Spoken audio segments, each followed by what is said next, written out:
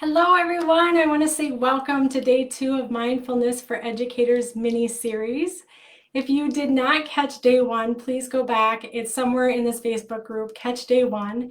Also, a little update, there are handouts that I posted yesterday. If you had downloaded that, it might be 8 pages. You don't need those handouts. I posted updated ones today, and it just comes with 3 basic handouts. The Wheel of Emotions, Rate Your Stress, as well as the reticular activating system. So thank you so much for taking time out of your night to be here with me. It means a lot. If you are here, so that I know that you're here, if you can type in the chat where you're tuning in from, that'd be really helpful for me to know. My name is Shylla Webb. I am an education consultant and a life coach. I have a mindfulness yoga background, and I'm here to just present. These lessons are meant to be for you and about you and your practice and your own well-being as an educator. These are meant to help you manage your stress as you're in education today. So if you want to take this information and bring it out to your students, I welcome you to do that. But really, they're designed for you and your practice. Again, if you're here, type in the chat below where you're tuning in from. Just helpful for me to know. If you have any questions along the way, go ahead and post them. I will try and watch the chat. I'm newer to going live, so bear with me if it takes me a little bit. You see me shifting back and forth. I see we have Ryan here, Stacy here. Thank you so much for joining me. Okay, so yesterday we did a check-in. We did a Rate Your Stress check-in. And when I checked in, I wanted you to rate where you are, 1 to 10. 10, like it's over the top, too much stress. What I had talked about is if you're 7 or above, we're at a state where our cognitive functions aren't working the same. And we're just overwhelmed. And so that's why it's really helpful for me to know if you're high levels of stress. For today's check-in, I want you to think about last year when COVID-19 swept across the world and started shutting everything down, including our school system. How many of you experienced a state of shock, maybe disbelief, anger, confusion, anxiety, concern, or any other intense internal response? Some of you may have even felt sucker punched by the experience. If you have felt any of these that I listed, will you type in yes in the comments, just so I can see if you're with me? And if you typed yes, it is possible that you're still having that intensity with you in some way.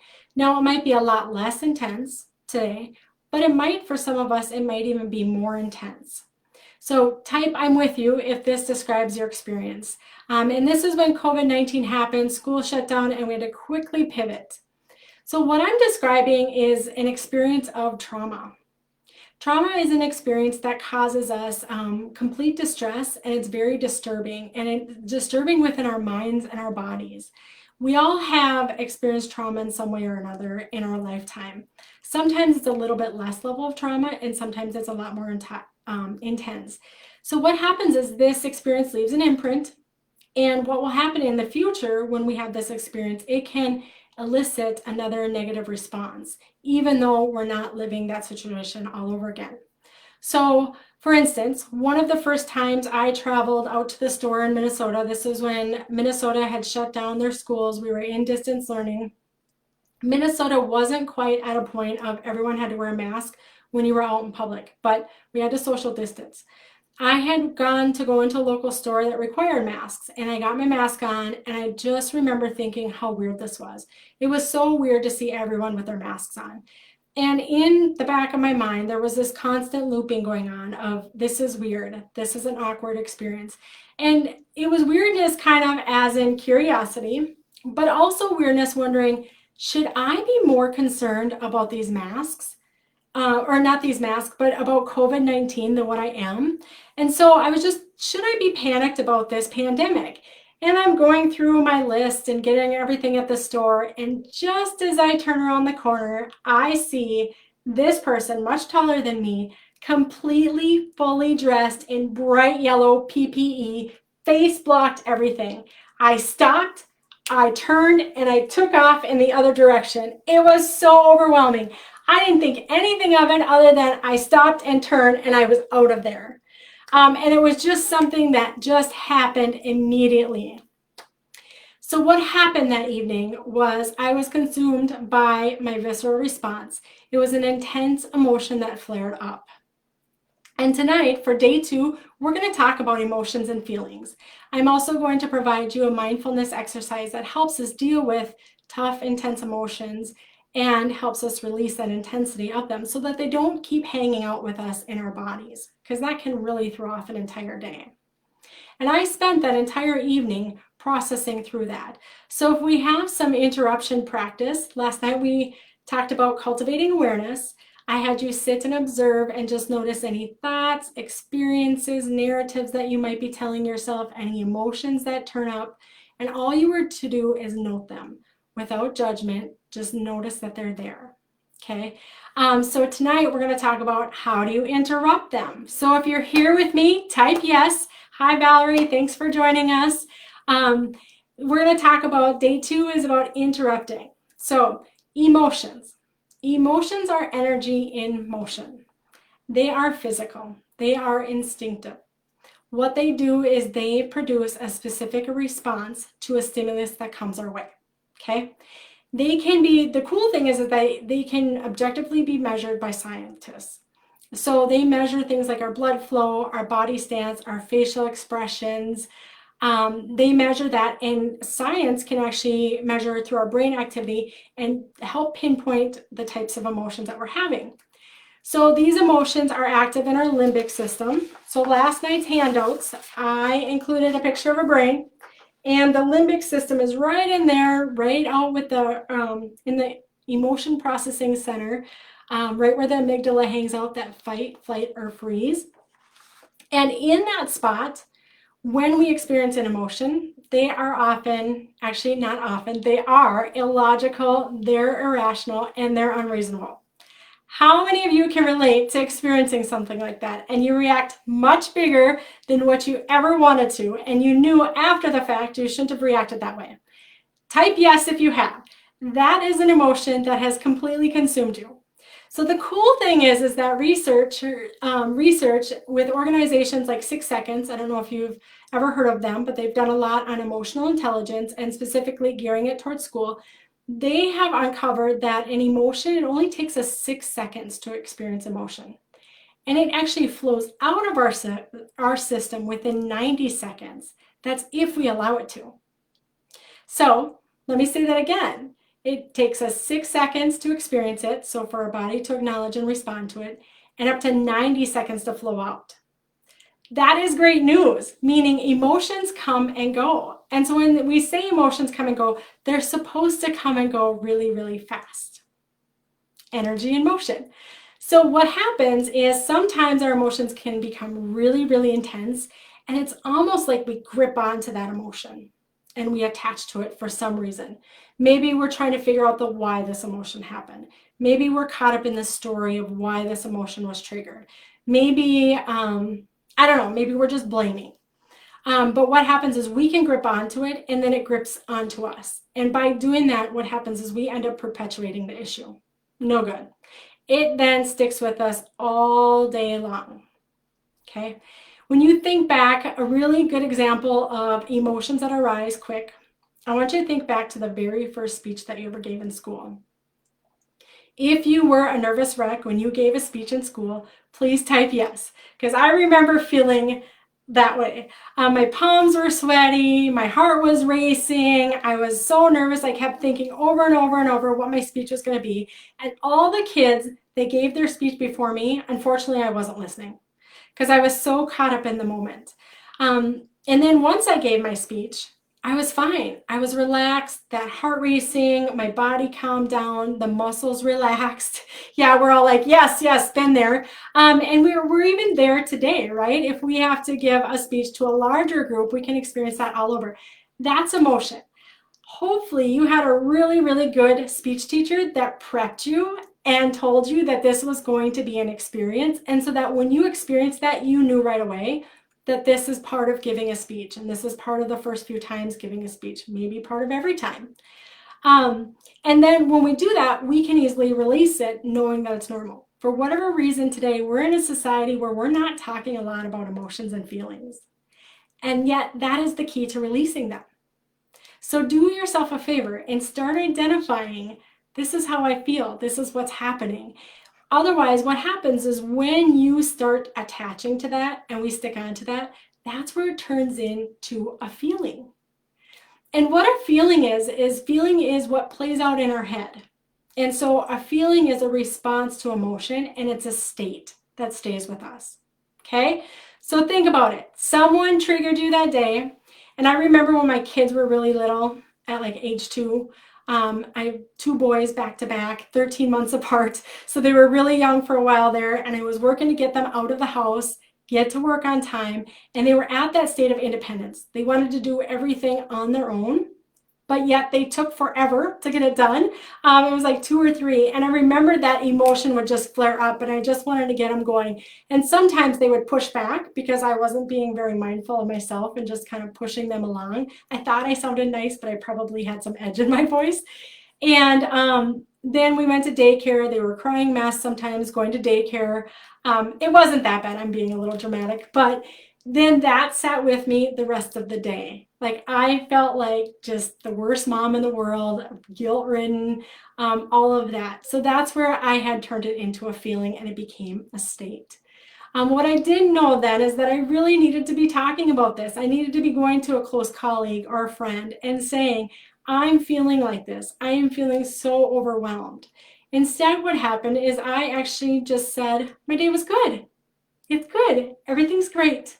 Because that's the common response that we give to someone. My friend Stacy had pointed that out. She said she is thinking about forming some accountability friends or accountability partners at work. And so when they ask one another, how are you doing? What they really mean is we don't want some just generic response, good. We want to actually label how we're feeling. So what happens when you can actually label how you're feeling? And the reason why I give this wheel of emotions is because sometimes when we're in the emotional state, we're actually in a state where we can't label. Our frontal lobe, all of that, the higher order thinking has shut down. We just react like I did at the store. Then a little bit later, we can start going through and saying, oh, I was feeling overwhelmed.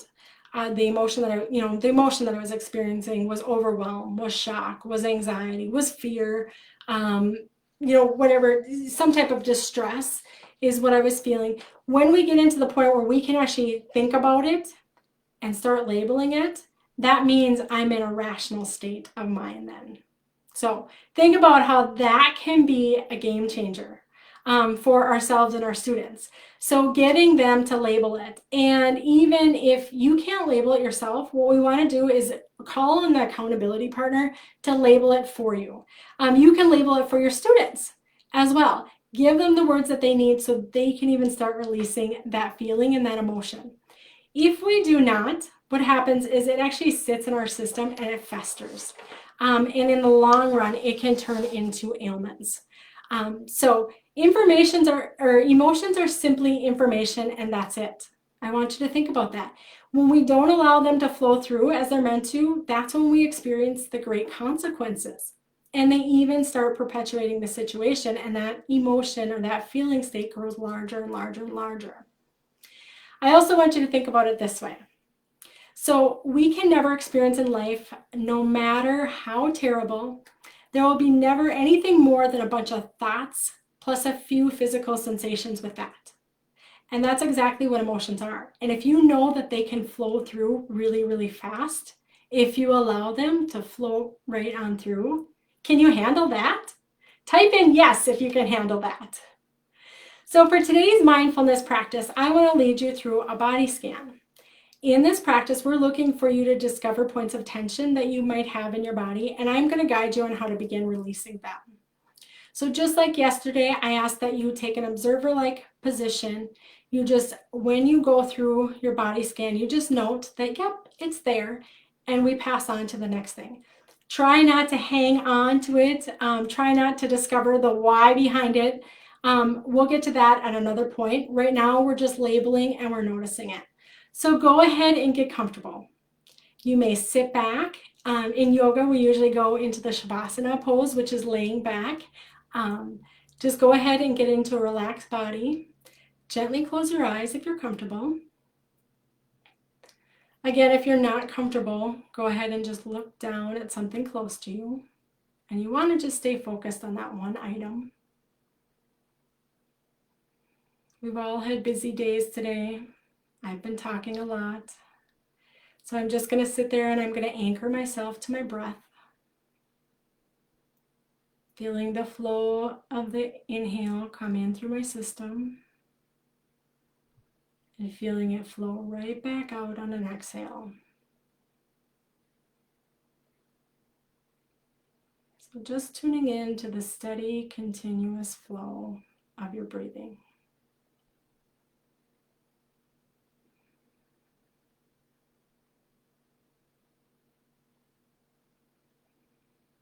Sometimes tuning into the sensations, the coolness of the inhale, the warmth of the exhale helps anchor us. We can focus on our breathing versus other thoughts that might be playing around in the back of our mind.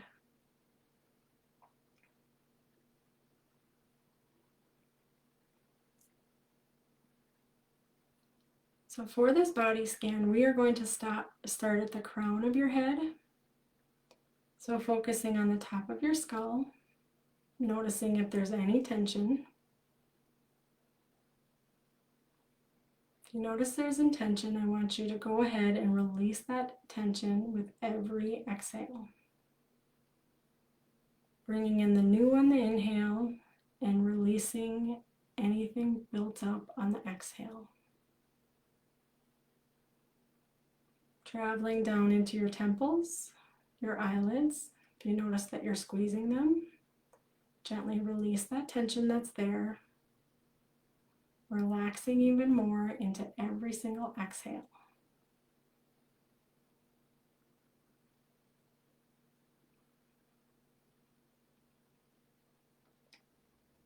Moving down into your jaw, that area. Notice if your teeth are clenched, your tongue is pushed up against the roof of your mouth, allowing your mouth to relax, your tongue to relax.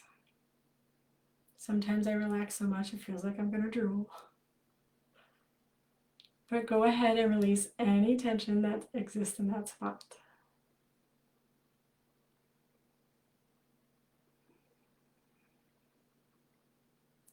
Moving down into your shoulders. Bringing in new energy on the inhale and releasing anything that no longer serves you on the exhale. All that tension is freed. Coming down into the arms, into the chest area. Again, just observing any tightness, releasing that tightness and tension on every exhale.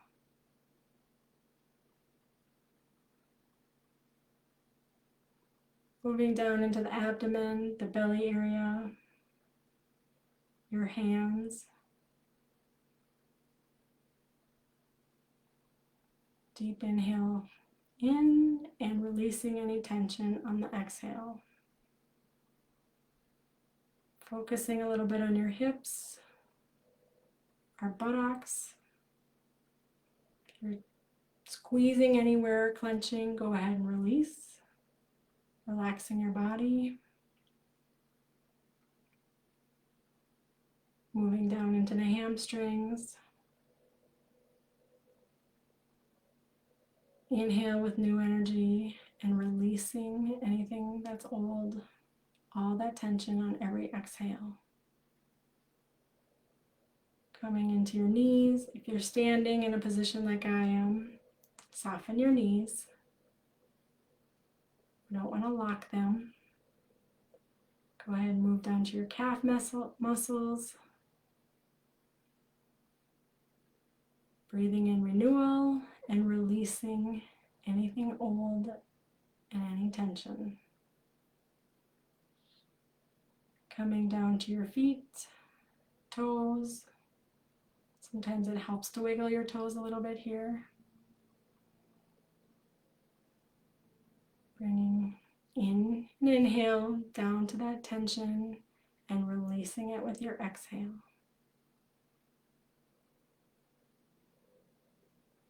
So we're going to travel back up on your own, releasing anything more.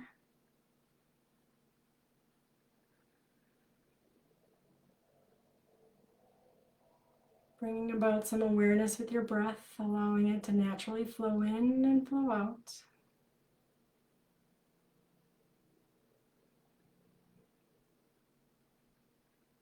And when you're ready, I want you to slowly open your eyes. Remember, take your time opening your eyes, just letting a little light in at a time. Too much light too fast is going to shock your system, potentially agitate it, and carry on with you throughout the rest of your evening or day, depending on where you are.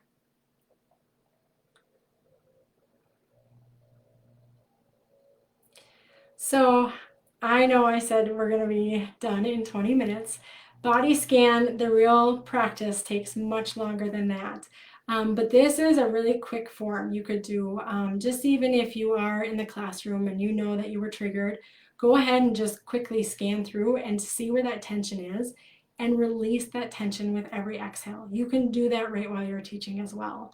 Or if you're with your family without anyone noticing. So what we want to do is, again, we want to recognize it and say, yep, there you are, and go ahead and give your body and your system permission to release it. It really is that simple, and it's super effective over time. So tomorrow we have a super exciting guest coming, Ryan Lockey, who wrote the book Wisdom Beyond the Classroom, a really good book. So he's going to come and he's going to talk a little bit about his book, some of the lessons in his book, and then he is going to be our special guest that does some guided meditation for us and a mindfulness practice. He actually taught and did mindfulness in the classroom as well. So it's fun to have Ryan. Thank you so much to be joining us here tomorrow. Again, if you have any questions about your practice, going into a deeper practice as well, don't hesitate to message me, direct message me, or you can even look at my website, which is innermatter.net. You can fill out a contact form and I'll get that right away and I'll be able to connect back with you directly and personally.